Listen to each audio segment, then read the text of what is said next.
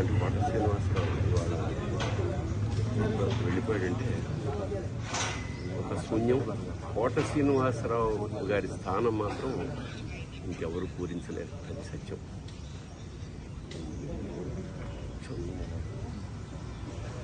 ఆయన మనశ్శాంతి, పరమేశ్వరుడు కుటుంబాన్ని ఆయనకి మనశ్శాంతిని కలిగించాలని మనస్ఫూర్తిగా ప్రార్థిస్తాను.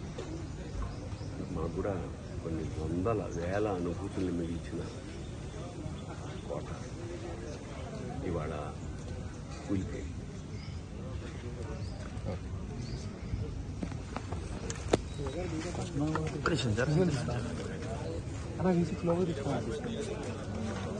ముందుకెళ్ళకన్నా